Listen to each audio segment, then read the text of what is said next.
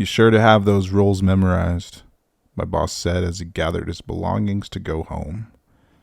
"Yeah, sure thing. I got them all up here," I said as I pointed to my head.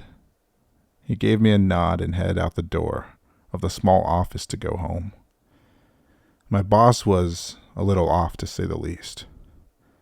This was my first month as a security guard at a cemetery right around the corner from my residence, and I had just gotten out of college about 3 months ago. The last months of shifts have been boring, sitting around checking cameras and doing rounds through the cemetery, making sure nothing is out of order. Exciting, right? I needed a source of income, and this was the best paying job I could find. No real experience needed, the flyer said. My take was that they were desperate to find someone fast, so I took advantage of that. And I was hired the day I found the flyer. Over the phone, I never even found out the guy's name. Once I came in on my first day, my boss gave me no training, no do's and don'ts, just a verbal list of 9 rules I had to follow and memorize before Halloween night. "These rules are to be followed only on Halloween night," he said. "You must follow these rules to the exact way they are told to you. If you mess up, even a small part, well, you won't mess up, because I trust you to follow them word for word." I looked at them, confused because this sounded almost like a threat. Nevertheless, I pulled out my phone and started an audio recording so he could record the list. Once he finished telling me the rules, I was in absolute disbelief. This guy is insane. No wonder why no one wants to work here. This guy is actually insane, I thought to myself. I know every place has certain rules to follow, but to designate a set of rules, insane rules, for Halloween night only, I guess you won't know how I felt until I tell you the rules that he gave me, word for word. Exactly how he told me. Straight from the recording. Rule number 1. On Halloween night, please arrive at 8:30 p.m. No earlier, no later. Do not walk in these doors until it reaches 8:30. For the love of God, please. Rule number 2. Stay inside the office until 9:15. Do not leave. Keep yourself occupied, but do not check the security cameras during this time. I'll make sure to turn them off before you get there, so there's no temptation to peek at them. This might be one of the most important rules. If the monitor turns on by itself, do not look either. If for some reason you look, and you see it has revealed the A section of the cemetery, you must turn off the lights of the office and hide. If it reveals the B and C section and you look at it, your only option is to run. Good luck with this. To make this easier, just cover the monitor with a jacket or blanket, because you will not want to see what happens out here this time Halloween night. Rule number 3. After 9:15 strikes, you will have 30 seconds to get out of the office. Leave the door unlocked. It is possible you will pass an unnaturally tall figure with no facial features. This is not a Halloween costume, and you must tell him good evening and look him right where his eyes would be. If he doesn't respond, continue on your way to patrol the cemetery. If he says anything at all, you must stand completely still. Do not move a muscle. He might walk around you, but if he keeps still until he's done, he should walk away with no problem. Go into the office and slam the door behind him. Rule number 4. You'll make your way to Section A. Once you inspect Section A, you will realize the gravestone titled James R. Hackney is being dug up completely. This is not out of the ordinary. Do not pay any attention to what is inside the 6-foot hole in the ground. You will not see the rest of your shift if you look down in that hole. Just keep walking to Section B and do not look back. Rule number 5. As soon as you cross the bridge from Section A to Section B, you will notice a dozen shadow-like figures standing around in a circle around the big oak tree. to the left of the bridge. Please listen closely to what I'm about to say. You must find the figure wearing the black top hat. You'll walk up behind him and ask, "Am I clear?" If you hear a voice from inside your head say continue, then you can carry on to section B. If you don't hear anything, you must wait. You can look over to the section at this time, but I recommend keeping your eyes down, trust me. There will be no physical harm to you if you look, but I can't promise you'll be emotionally intact after looking. Rule number 6. Once you get the go-ahead, continue on to section B. You may walk around and do what you normally do every night here. The only catch is you must stay in this section until 10 o'clock. It should be 9:30 to 9:45 by now, so you won't have to wait long. After the time crosses 10, continue on. Rule number 7. After walking out of section B, you will notice a strange temperature change and lighting change. The time will have jumped to 2 a.m. after crossing. Do not panic, and please do not answer your phone. Your phone will be ringing constantly.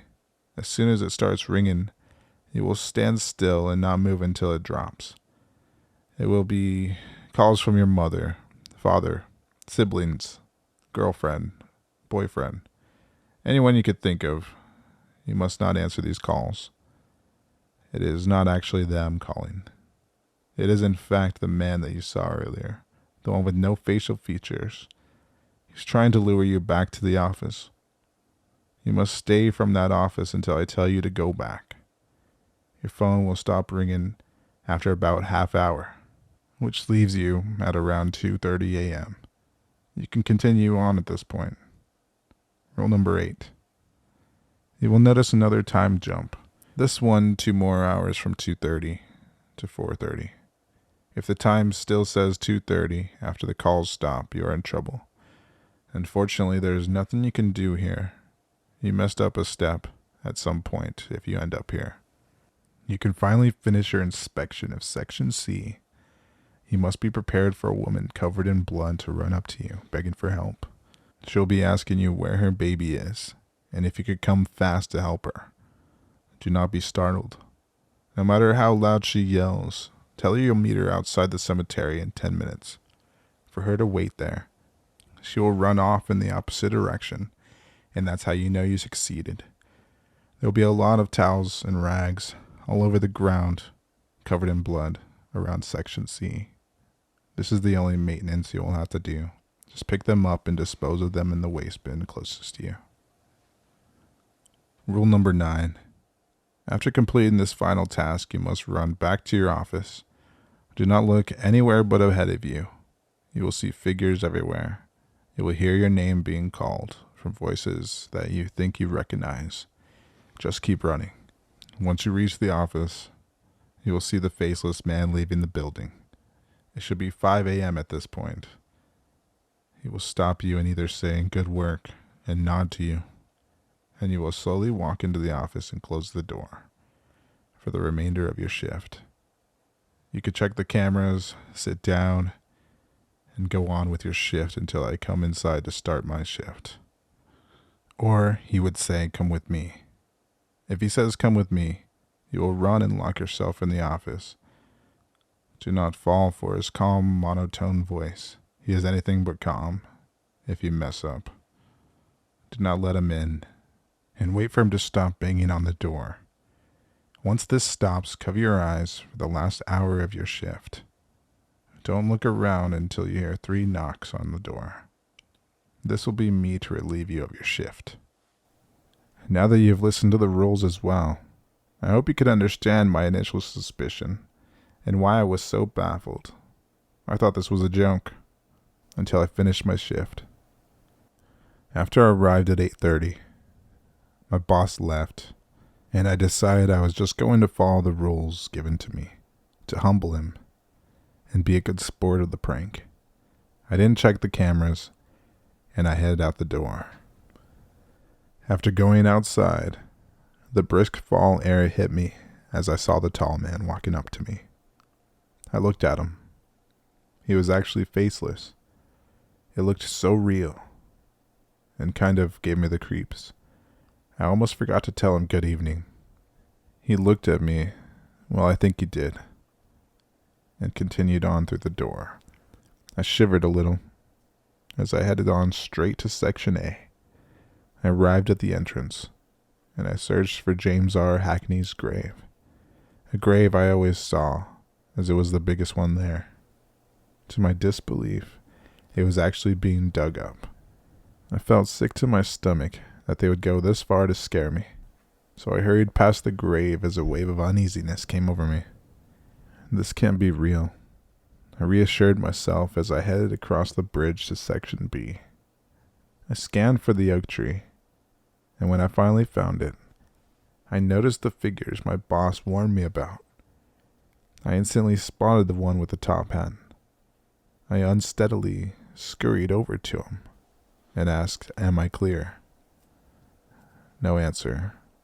As I stood there waiting for an answer that never came, I decided to look away from the man and peek over to Section B, because surely the pranksters wanted me to look, since they warned me against it. I froze and felt pins and needles in my hands as I saw myself standing there in the distance, at least what looked like me, except I was taller and covered in blood.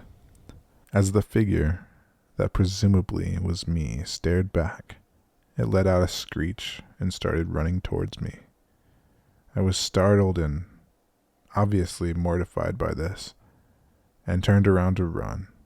I looked back, and as it reached its arms out, it completely vanished.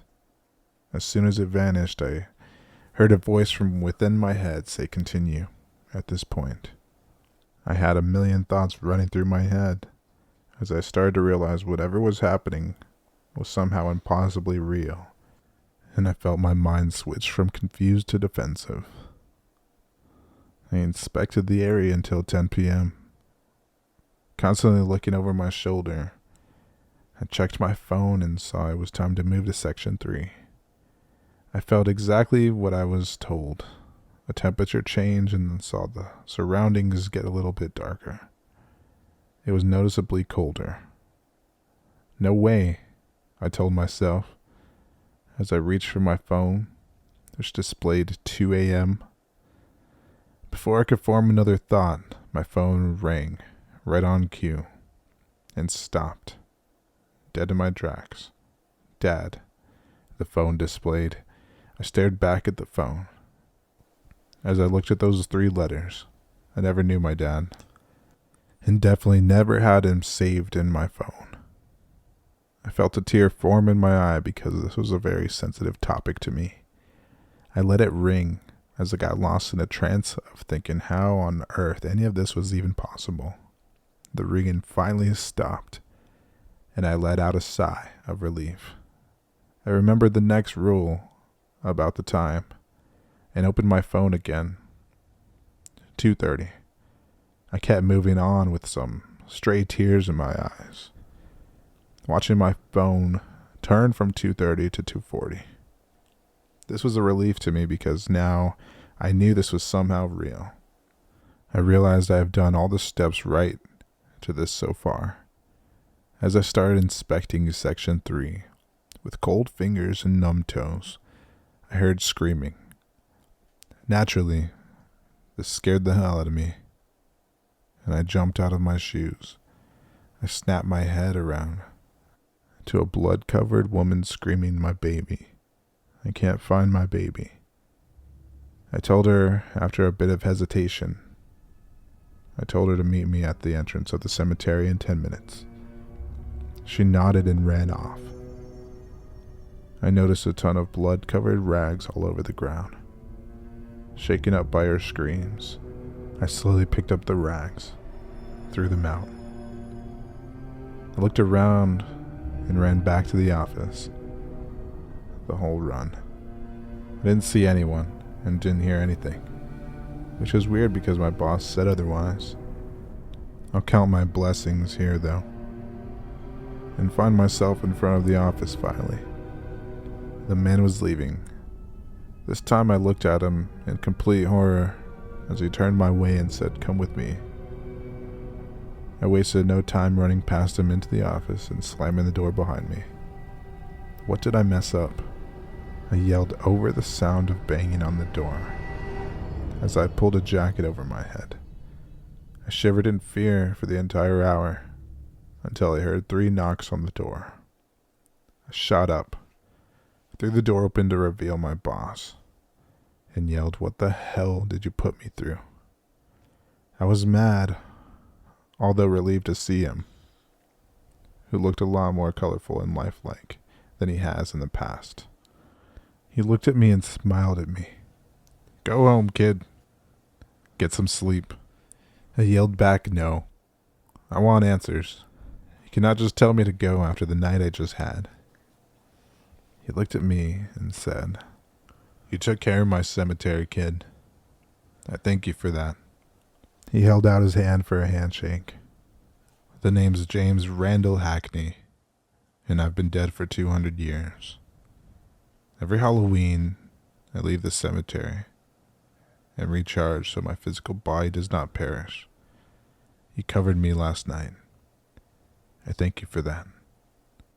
It didn't take me long to recognize his name as the same name on the gravestone that was dug up.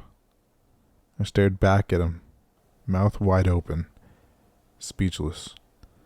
I walked out that door, packed my house up, and never came back to this town again.